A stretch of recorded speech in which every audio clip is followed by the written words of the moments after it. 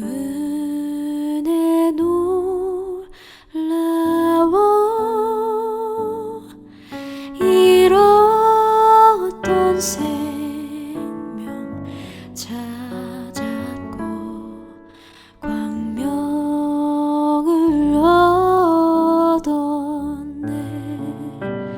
나의 결박 부셨도다. 나의 구세주 대속했네. 넘쳐나는 주의 자비, 주의 사랑, 주의 은혜.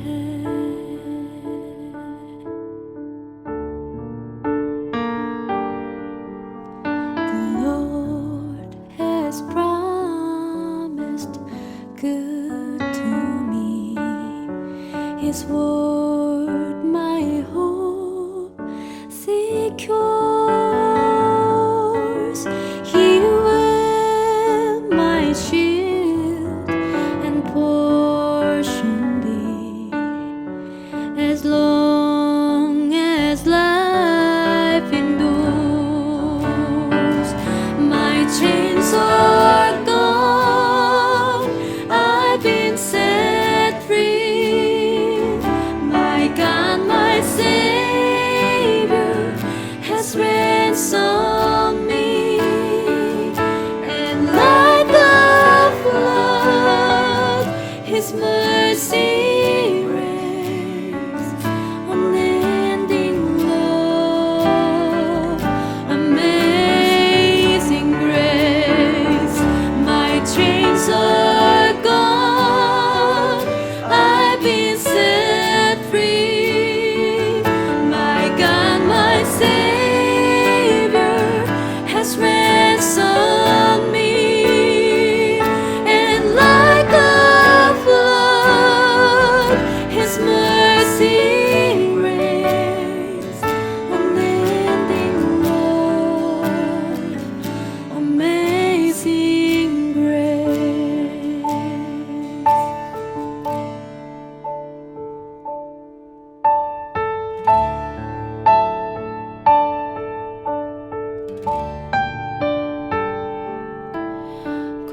거기서 우리 영원히 주님의 은혜로 해처럼 밝게 살면서 주 찬양하리라.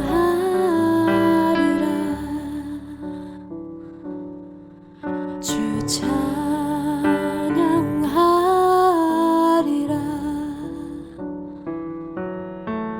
주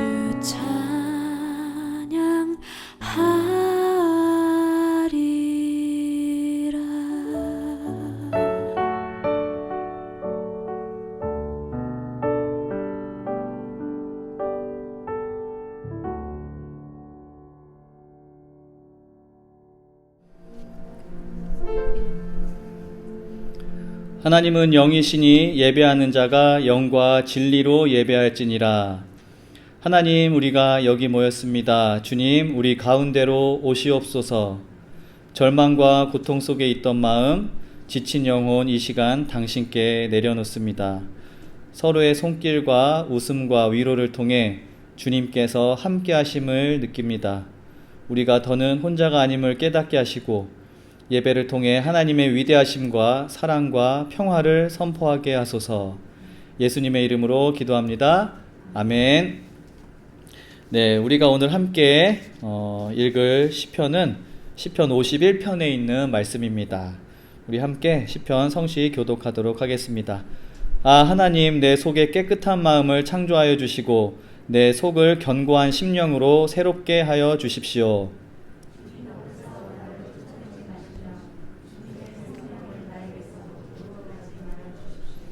주님께서 베푸시는 구원의 기쁨을 내게 회복시켜 주시고 내가 지탱할 수 있도록 내게 자발적인 마음을 주십시오.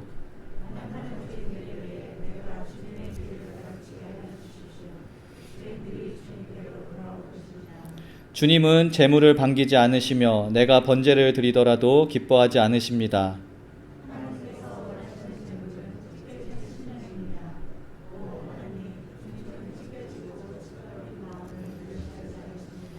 주님의 은혜로 시온을 잘 돌보아 주시고 예루살렘 성벽을 견고히 세워 주십시오.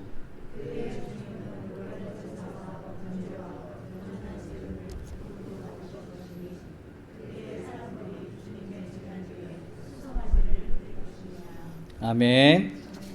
네, 하나님께서 우리에게 주시는 말씀으로 말씀 앞에 서기 전에 우리 스스로를 돌아보는 시간입니다. 우리 한 주의 삶을 돌아보시면서 회개할 것들, 또 고백할 것들 주님 앞에 또 알려드리고 또 기도하는 시간 갖도록 하겠습니다. 우리 개인적인 기도에 앞서 공동체로서 함께 드리는 회개의 기도 함께 하도록 하겠습니다. 함께 기도하시겠습니다. 하나님, 우리가 이 세상에서 주의 말씀과 복음대로 살지 못했음을 고백합니다. 우리의 죄악과 욕심 때문에 우리에게 향하신 하나님의 사랑과 믿음을 저버리고 살았습니다. 세상을 향한 헛된 욕망 때문에 진정한 복음의 소망을 잃고 살았습니다. 하나님을 향한 진정한 사랑이 없어 이웃을 향한 우리의 사랑도 메말랐음을 고백합니다. 이제 십자가의 은혜로 그 죄악과 욕망에서 자유롭게 하시고 잘못된 우리의 삶을 주님의 말씀으로 바로잡아 새로운 삶을 살게 하옵소서.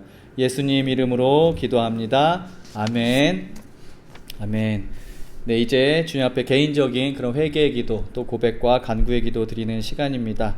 아까 또 광고 시간에 말씀드렸던 그런 중보의 기도도 함께 해주시면 감사하겠습니다.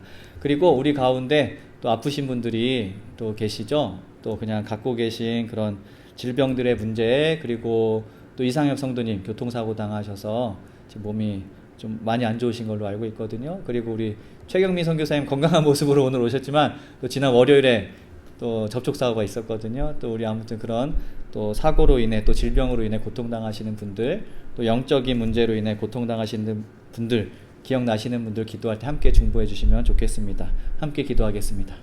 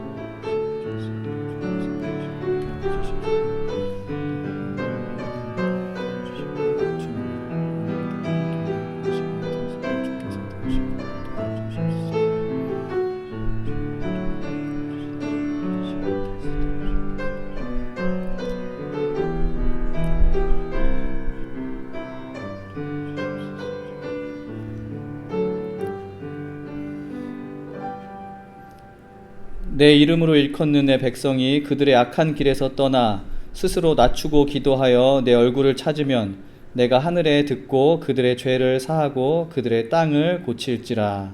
아멘. 우리에게 새 날을 주시는 주님, 오늘도 우리에게 새 생명을 주시고 새로운 한 주의 시작이자 7월의 첫 주를 주시니 감사합니다. 우리가 새로운 생명에 대해 감사하지만 다양한 종류의 죽음을 경험하는 이들이 세상에 많이 있습니다. 코로나19로 인해 육체적 고통과 죽음을 맞이하는 이들이 있고 수많은 자영업자들과 근로자들이 생계의 어려움을 겪고 있습니다. 도산하는 기업들도 많이 있습니다. 7월 중순 이후 경제적 어려움이 더 커질 것이라는 예상이 있습니다. 그리고 미국의 감염자 수는 오히려 증가하는 추세에 있습니다. 하나님, 우리의 염려가 큽니다. 긍휼을 베푸시어 우리가 겪는 고통을 덜어주시고 이 시간을 견뎌내는 우리에게 지혜와 용기를 주시어 불안에 잠식되거나 낙담하지 않게 하시고 주님의 뜻을 분별하며 서로의 안전을 위해 내가 지켜야 할 것들을 잘 지켜나갈 수 있도록 도와주시옵소서. 이외에도 질병과 건강의 문제로 고통스러워하는 분들을 한 명 한 명 하나님 기억하여 주시옵소서. 하나님의 능력과 은혜로 병이 나을 수 있도록 인도하시고 고통을 경감시켜 주시고 또 그들을 위해 기도하는 가족들에게도 새 힘을 주시기를 기도합니다. 하나님, 이 땅의 평화를 위해 계속 기도합니다. 인종 간의 갈등, 종교 간의 갈등, 계층 간의 갈등, 세대와 문화적 차이로 인한 다툼, 또 한반도의 평화를 위해 기도합니다. 진정한 평화가 용서와 화해를 통해서 가능하다는 것을 예수님께서 보여주셨습니다.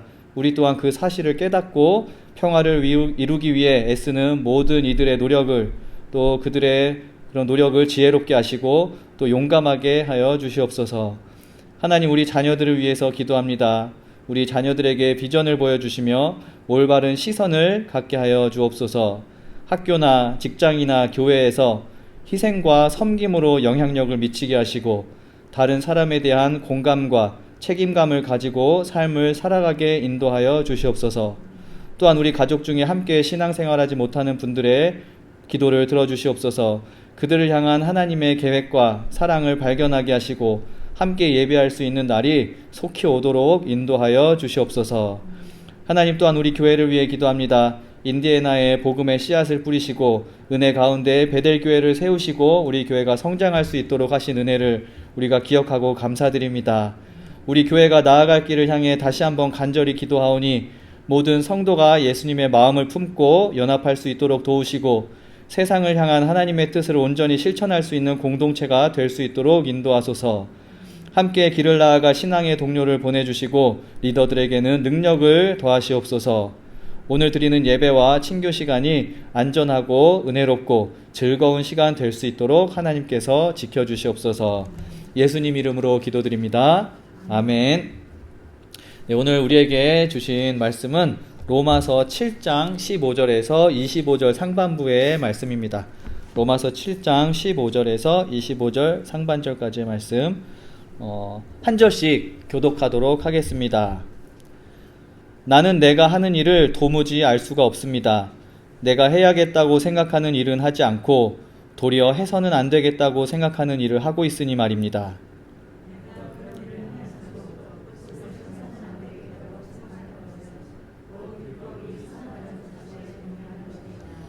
그렇다면 그와 같은 일을 하는 것은 내가 아니라 내 속에 자리를 잡고 있는 죄입니다.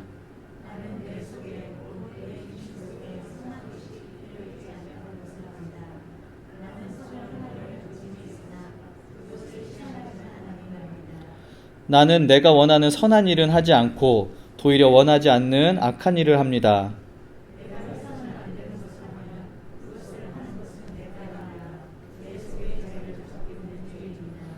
여기에서 나는 법칙 하나를 발견하였습니다. 곧 나는 선을 행하려고 하는데 그러한 나에게 악이 붙어 있다는 것입니다. 내 지체에는 다른 법이 있어서 내 마음의 법과 맞서서 싸우며 내 지체에 있는 죄의 법에 나를 포로로 만드는 것을 봅니다.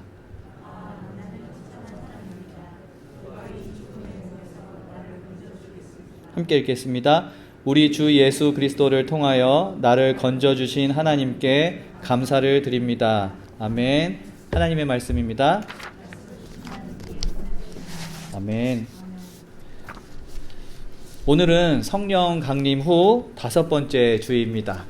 예배 시작할 때 스크린에도 써있고 주보에도 써있듯이 성령 강림 후 5번째 주일이고, 여러 번 말씀드렸듯이 성령 강림 후 계속되는 주일은 일상력이라고 말씀을 드렸죠. 일상력이 시작된 지 5주가 되었습니다.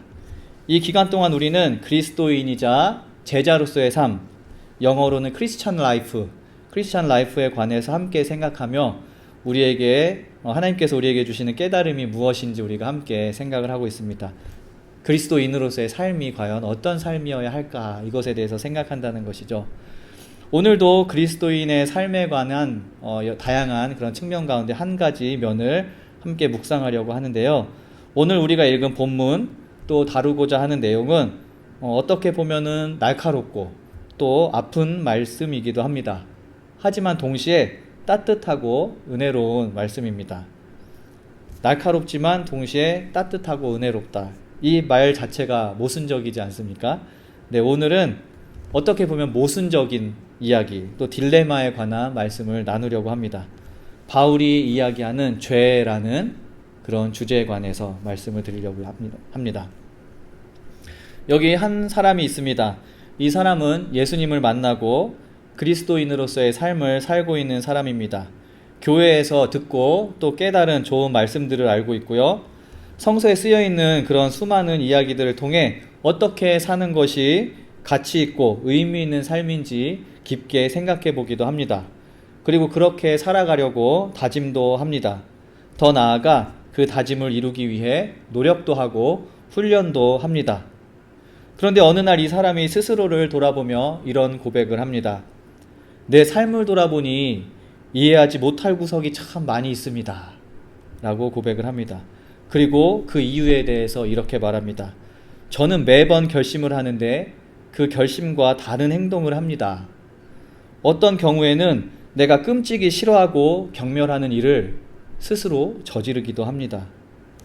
어떤 일을 할 때 무엇이 최선인지 알지만 그것을 실천에 옮기지는 못합니다. 마음속에 좋은 뜻을 품기도 합니다.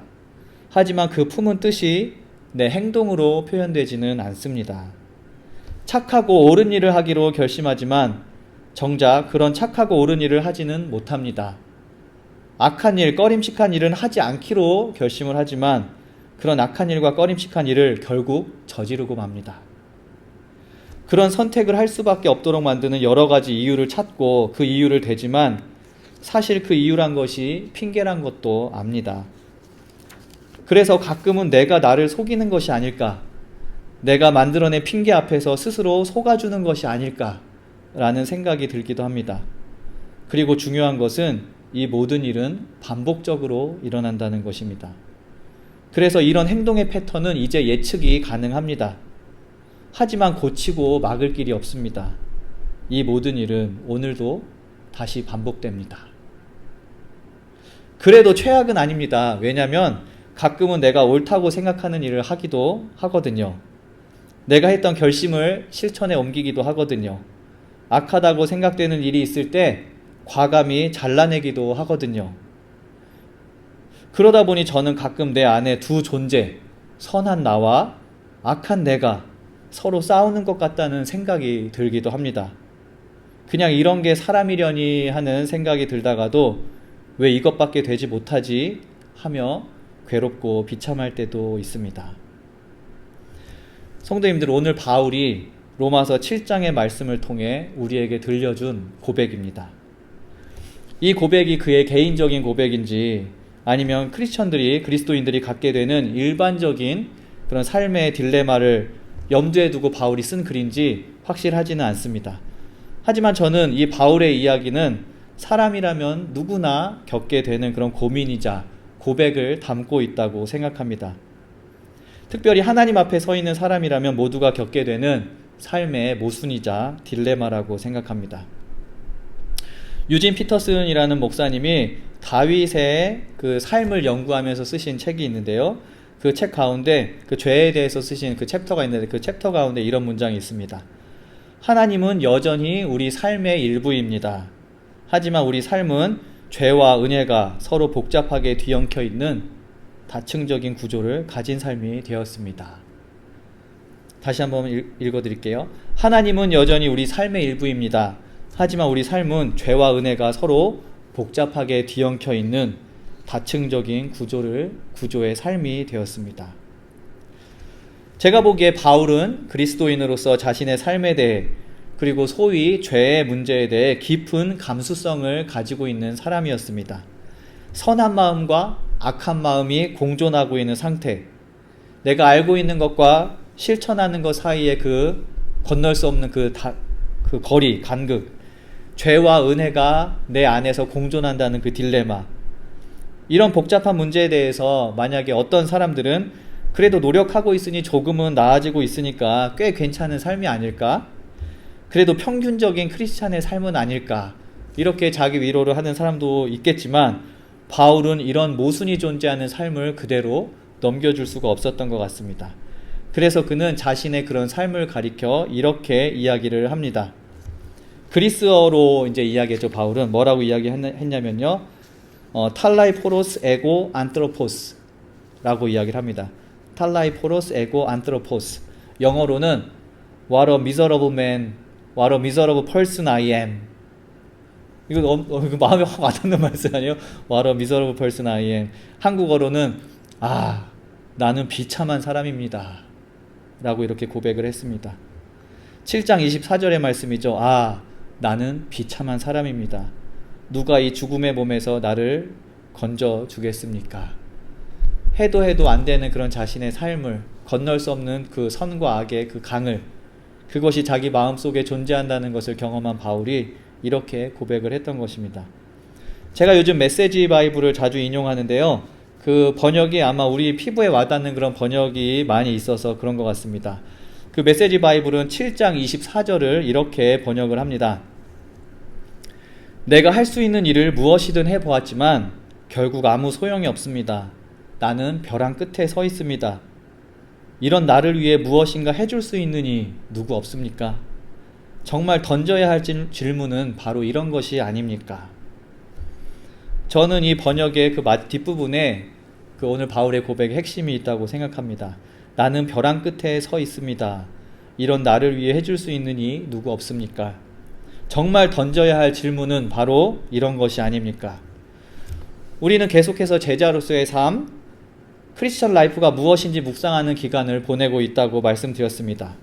성도님들은 제자로서, 그리스도인으로서 자기 자신의 삶을 바라보면서 질문을 던져본 적이 있으신가요?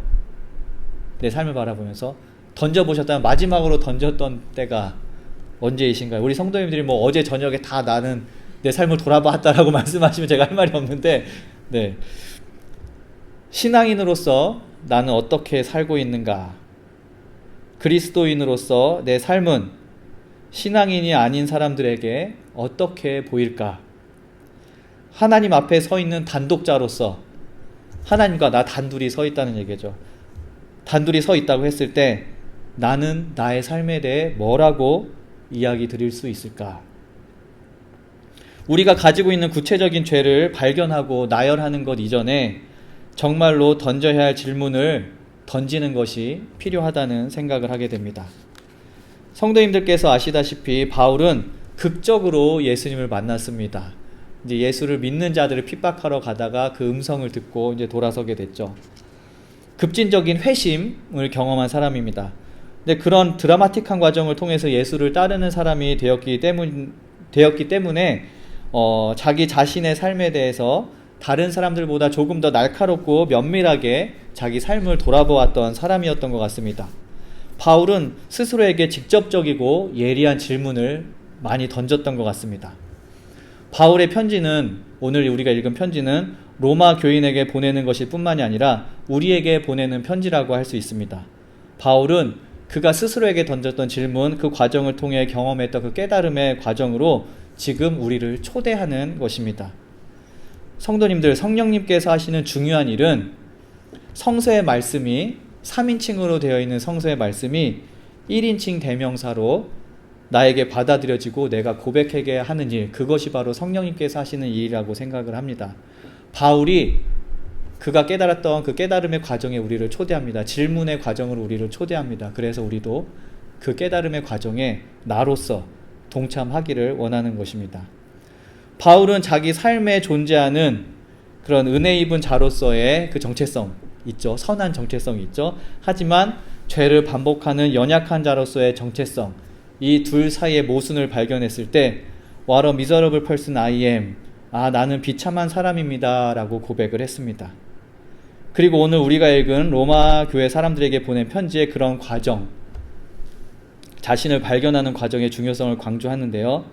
What a miserable person I am의 I가 어쩌면 바로 나라는 그런 깨달음을 우리에게 주시는 것입니다. 바울과 하나님은 오늘 나로 하여금 질문을 던지게 합니다. 바울이 이야기하는 그 사람이 바로 내가 아닙니까? 나는 아는 것을 실천하지 못하는 사람이 아닙니까? 나 자신이 경멸하는 행동을 결국 저지르는 것이 나 아닙니까? 선을 행하기로 결심하지만 선을 행하지 않고 악을 행하지 않기로 결심하지만 악을 저지르는 것이 바로 나 아닙니까? 나도 내 안에서 신앙인으로서의 모순을 경험하고 있는 사람입니다. 바울의 표현과 같이 비참한 사람인지는 모르겠지만 나도 분명히 문제가 있는 사람이 아닙니까? 그렇기 때문에 도움이 필요한 사람 아닙니까? I need something more. 그렇기 때문에 도움이 필요한 사람 아닙니까? I need something more. 이 고백을 하는 사람이, 이 과정을 통해 하나님 앞에 서 있는 자신을 발견하는 사람이 성서에서 말하는 죄인이라고 할 수 있을 것 같습니다. 나 스스로에게 질문을 던지고 그 끝에 그렇기 때문에 도움이 필요한 사람입니다 라는 고백을 하고 그 이후에 I need something more 라는 고백을 할 수 있는 사람이 바로 성서에서 말하는 죄인이라고 저는 생각을 합니다. 그 죄인의 고백이 어떤 말로 끝났죠? 네, I need something more 이라고 했습니다. 그렇기 때문에 죄인이라는 고백은 나를 괴롭히고 나를 비하하는 것에 초점이 있는 것이 아닙니다. 예전에 저희 어머님, 아버님 세대 성도님들이 흔히 하는 그런 말씀이 있어요. 그 바울의 표현을 이용한 말씀인데 아마 여기 계신 분들 중에 떠오르는 단어가 있으실 수 있을 거예요. 아마 김충성 목사님 딱 떠오르는 단어가 있으실 것 같은데 그 괴수라는 단어가 있습니다. 괴수. 예전에 저는 왜 그런지 모르겠네. 저희 아버지 어머님은 교회에서 기도하시다가 아이고 하나님 죄인 중에 내가 괴수입니다 이런 기도를 많이 하시더라고요. 바울이 얘기했던 그런 번역이지만 하나님 제가 바로 괴수입니다. 죄인 괴수입니다. My life is miserable. Oh God, my life is miserable.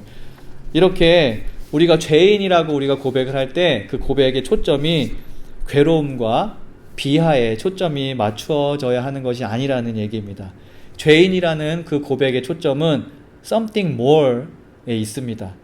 내 노력에도 불구하고 아직도 내 삶이 모순투성이라는 것을 알기 때문에 내 안에 오셔서 모든 것을 바로 세우는 일을 하실 분이 필요하다는 것을 깨닫는 것, 그리고 그 일이 지금 일어나고 있다는 것을 깨닫는 것이 죄의 고백의 초점이어야 한다는 것입니다.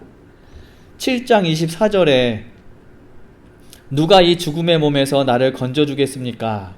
I need something more 라는 절규의 외침에 대한 대답으로 고백되어진 그 바울의 그런 고백이 있습니다. 25절의 말씀이죠. 뭐라고 했냐면요, 우리 주 예수 그리스도를 통하여 나를 건져주신 하나님께 감사를 드립니다. I need something more 그 절규를 하고 나서 우리 주 예수 그리스도를 통하여 나를 건져주신 하나님께 감사를 드립니다. 이 말씀이 우리의 죄의 고백이 초점이 되어야 한다는 것입니다. 펠릭스 쿨파라는 라틴어 어구가 있습니다. 펠릭스 쿨파라는 그 라틴어 어구가 있는데요. 그 세인트 어거스틴, 성 어거스틴이 썼던 말로 알려져 있는 그런 이야기입니다. 이 말을 그대로 번역하자면은 오 해피 신입니다. 오 경사스러운 죄여. 오늘 계속 모순이죠. 모순되는 말이죠. 오 경사스러운 죄여. 해피 신. 아니 죄가 경사스럽다니요. 이게 말이 안 되는 말이잖아요. 이 말은 나는 죄입니다 라는 죄의 고백은 내가 나쁜 사람입니다 라는 표현을 넘어서서 소망을 담은 선언이어야 한다는 것을 표현하는 그 이야기입니다. 신앙인으로서 내 삶에 진지한 질문을 던질 때, 그리고 그에 대한 솔직한 답을 할 때 비로소 우리는 무너진 것을 다시 세우시고 죄로부터 우리를 이끌어내시는 하나님을 깨닫고 응답할 수 있게 됩니다.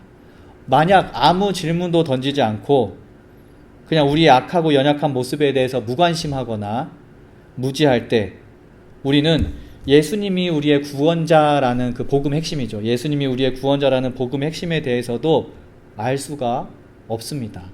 그냥 우리가 우리 죄에 대해서 무관심하거나 무지할 때는요. 하지만 우리가 스스로에게 진지한 질문을 던지고 그에 대한 나의 답을 구할 때 그 과정에서 우리는 예수님이 우리의 구원자 되신다라는 그 복음이 우리에게 무언가 더 무거운 그런 복음의 은혜로 다가오는 것을 경험할 수 있다라는 이야기입니다. 우리가 오늘 예배 시작할 때 교독한 성시가 있죠. 시편 51편을 우리가 읽었습니다. 이 시편 51편은 다윗이 큰 죄를 저지르고 난 후에 지은 시편으로 알려져 있습니다. 이스라엘의 위대한 왕이자 하나님이 함께하는 사람이라는 다윗이었죠. 근데 그 다윗이 밧세바라는 여인에게 성폭력을 행사합니다. 좀 그냥 설교 시간에 얘기하지 그렇지만 한마디로 강간을 했죠, 밧세바를. 그리고 그의 남편인 우리아를 속이고 살인하는 그런 죄를 저질렀습니다.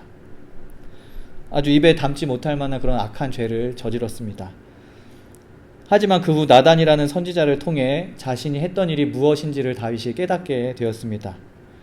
그리고 처절히 자신의 잘못에 대해서 고민을 하고 고백을 하고 회개를 합니다. 그리고 그 이후에 지은 시편이 시편 51편으로 알려져 있습니다. 아, 하나님, 내 속에 깨끗한 마음을 창조하여 주시고 내 속을 견고한 심령으로 새롭게 하여 주십시오.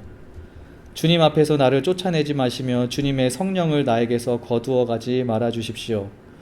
주님께서 베푸시는 구원의 기쁨을 내게 다시 회복시켜 주시고 내가 지탱할 수 있도록 내게 자발적인 마음을 주십시오.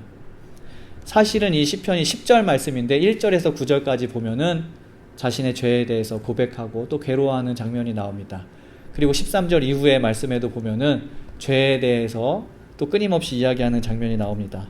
시편 51편 전체를 보면 그가 했던 행동, 그 행동의 죄성을 깨닫게 되는 과정, 하나님 앞에 선 자로서의 죄책감과 비참한 감정, 하지만 그 이후 죄와 비참함보다 큰 하나님의 은혜, 그리고 다시 일어서는 다짐, 그 고백을 우리는 시편 51편 전체를 읽으면은 느낄 수가 있습니다.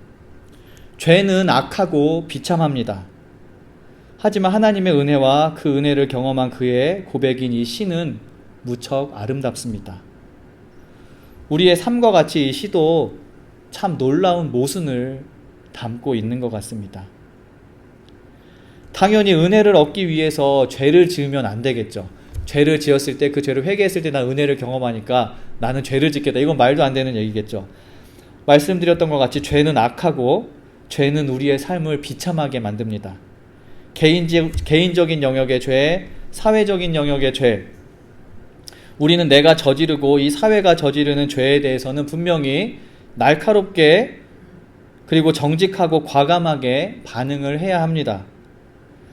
그리고 죄로 인해 우리의 악하고 약한 부분을 찾아내고 그 부분을 도려내고 치료하고 보수를 해야 합니다. 하지만 그런 과정을 통해서 하나님의 은혜를 경험할 수 있는 것 또한 사실입니다. 그리고 우리는 이렇게 고백할 것입니다. 하나님의 은혜가 우리의 죄보다 훨씬 큽니다. 라고 고백할 것입니다. 펠릭스 쿨파라는 그 단어는 어구는 이 점을 강조한 것입니다. 우리가 우리의 죄에 대해서 물어보고 충분히 그것에 대해서 고민하고 우리의 비참함을 깨닫고 하지만 내가 무엇인가 더 필요하다는 것을 고백했을 때 오시는 우리에게 임하는 하나님의 은혜를 이야기하는 것입니다. 성도님들, 우리는 모두 은혜와 죄가 뒤엉켜 있는 복잡하고 다층적인 삶을 살아갑니다. 바울과 마찬가지로 우리는 이것이 피할 수 없는 현실이라는 것을 알고 있습니다. 그렇기 때문에 그리스도인으로서 우리가 해야 할 중요한 일은 죄를 피하는 것이기도 하지만 죄를 인지하는 것입니다. 알려고 하는 것입니다. 그리고 그 이전에 우리는 스스로에게 질문을 던져야 합니다. 하나님 앞에서 나는 어떤 사람인가? 어떤 삶을 살고 있는가? 오늘 나는 어떤 일을 했는가? 그리고 이 질문 끝에 어떤 분들은 하나님, 나는 비참한 존재예요 라고 고백을 할 수도 있을 것이고요. 또 어떤 분들은 하나님, 그래도 오늘은 생각보다 잘 살았어요 라고 고백하실 수도 있을 것입니다. 하지만 모든 질문과 고백, 어떤 대답이건 그 끝에는 하나님의 은혜가 남을 것이라고 저는 믿습니다. 비참한 존재라는 고백 뒤에는 나를 도와줄 분의 은혜를 구하게 될 테니 하나님의 은혜라고 고백을 할 것이고, 그리고 생각보다 잘 살고 있다는 고백 뒤에는 하나님의 은혜가 크기 때문에 내가 생각보다 잘 살 수 있습니다라는 그런 선언이 남게 될 테니까요. 우리 성도님들 모두 한 주를 보내시게 됩니다. 그리스도인으로서 나의 삶에 대한 솔직한 질문을 던져보시기 바랍니다.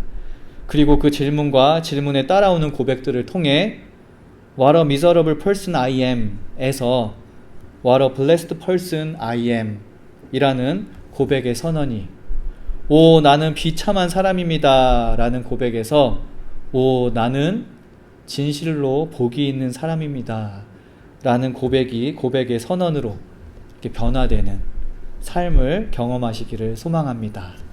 함께 기도하겠습니다. 하나님 감사드립니다. 바울의 고백을 통해서 나의 삶을 돌아볼 수 있게 하시니 감사를 드립니다. 우리 삶 가운데로 오셔서 우리가 하나님께 진지하게 질문을 던질 수 있도록 인도하여 주시옵소서. 그 질문을 통해서 우리 삶을 돌아보고 또 회개할 것들 회개하고 고백할 수 있는 삶으로 나아갈 수 있도록 인도하여 주시옵소서. 비참한 사람에서 은혜 입은 자로의 삶으로 변화될 수 있도록 인도하여 주시옵소서. 그리고 이 모든 것이 하나님의 은혜로 인해서 가능하다는 것을 깨닫게 하여 주시옵소서. 하나님, 주님께서 원하시는 말씀만 우리 삶과 우리 생각 속에 남을 수 있도록 인도하여 주옵소서. 예수님 이름으로 기도합니다. 아멘. 네, 일어나서 찬송가 1장 부르시면서 봉헌하도록 하겠습니다.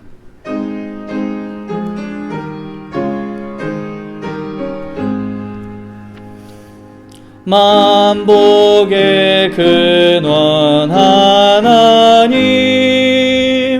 온 백성 찬송 드리고 저 천사여 찬송하세.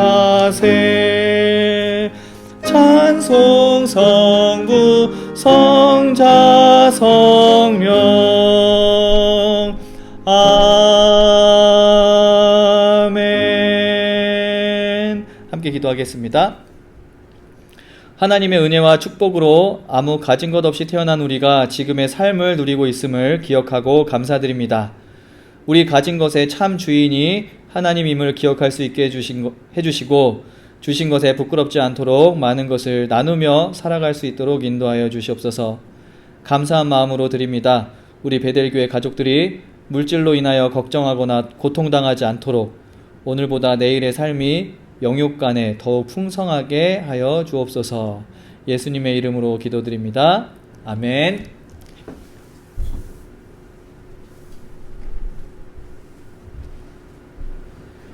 네, 오늘도 앉아도 괜찮아요. 네.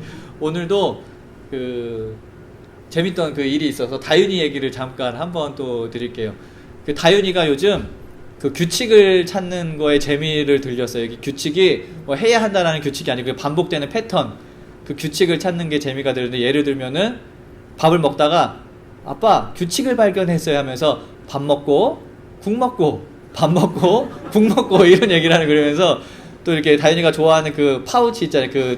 과즙이 들어있는 파우치, 그게 두 종류인데 오렌지 파우치랑 베지터블 파우치가 있는데, 냉장고 문을 열면서 꺼내면서 아빠 규칙을 찾았어요. 오렌지색 파우치, 초록색 파우치, 오렌지색 파우치, 초록색 파우치 이러면서 이제 얘기를 하거든요. 그런데 제가 다윤아 그러면 이건 어때 하면서, 자 다윤이 한번 먹고 엄마 한번 먹고 아빠 한번 먹고, 다윤이 한번 먹고 엄마 한번 먹고 아빠 한번 먹고, 이것도 규칙이지 하면 다윤이가 엄마, 다윤이, 엄마, 아빠 이런 식으로 세 가지 요소가 있는 규칙은 잘 따라하지 못하더라고요. 그러면서 두 가지는 너무 기가 막히게 잘하는데 하나만 추가돼도 이거를 잘 못하더라고요. 그러면서 하나 더 하는 거를 넘어가는 게 이게 쉽지가 않구나라는 생각을 했습니다. 그러면서 또 오늘 설교를 준비하면서 저희 삶을 돌아보니까 그리스도인으로서 우리의 삶 가운데 한 가지 더 하는 것이 굉장히 어렵구나라는 생각이 들더라고요. 그러니까 오늘 말씀을 굳이 이야기를 하자면은 우리가 회개도 하고 또 기도도 하는데 질문을 던져보는 것 우리가 잘하지 못하는 것 같아요. 매번 돌아보면서 하나님 나는 잘 살았습니까? 라는 질문, 오늘 내가 했던 일은 어떤 의미일까요? 라는 질문. 그런데 어떻게 보면 한 가지를 더 하는 것이 그것이 질문이건 아니면 다른 것이건 우리 삶에 한 가지를 더 하는 것이 우리 삶을 참 풍성하게 만들 수 있지 않을까라는 그런 생각을 했습니다. 우리 성찬을 나누시면서 우리 삶 가운데 제자로서, 기독교인으로서 한 가지 더 할 수 있는, 그래서 우리 삶을 풍성하게 만들 수 있는 그것이 무엇일까? 질문일 수도 있고 우리 성도님들 스스로의 어떤 대답이 있겠죠. 그거를 우리가 생각하고 찾아내는 그런 귀한 시간이 되면 좋겠습니다. 함께 기도하시겠습니다.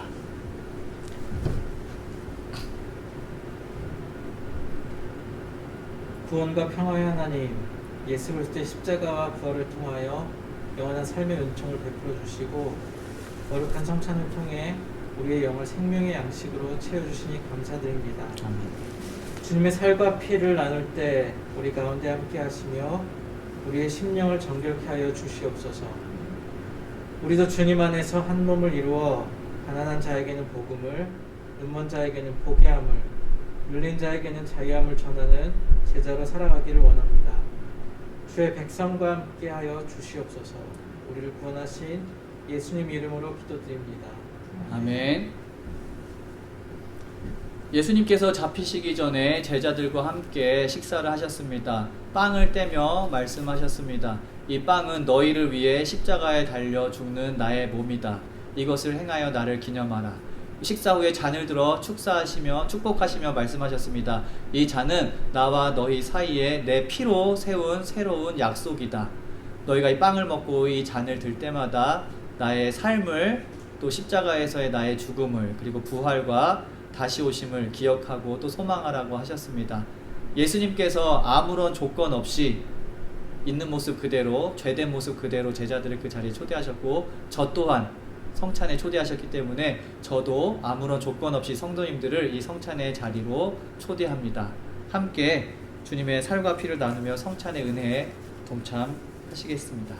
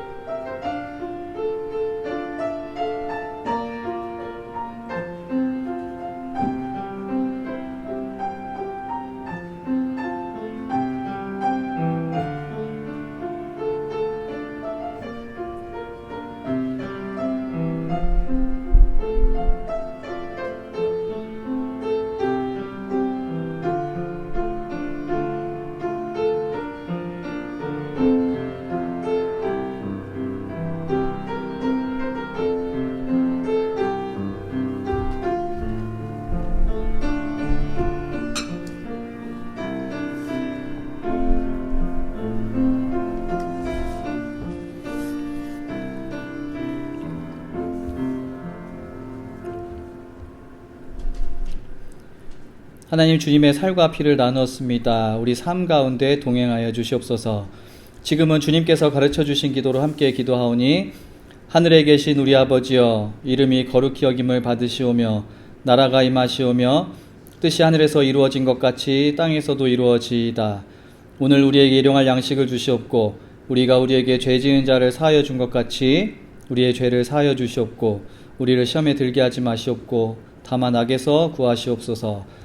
나라와 권세와 영광이 아버지께 영원히 쌓옵나이다. 아멘.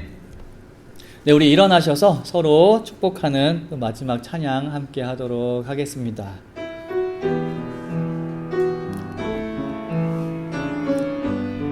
우리 마음을 담아 축복을 전합니다. 평안을 너에게 주노라. 세상이 줄 수 없는, 세상이 알 수도 없는 평안, 평안, 평안, 평안을 내게 주노라. 사랑을 너에게, 사랑을 너에게 주노라. 세상이 줄 수 없는, 세상이 알 수도 없는 사랑. 아멘.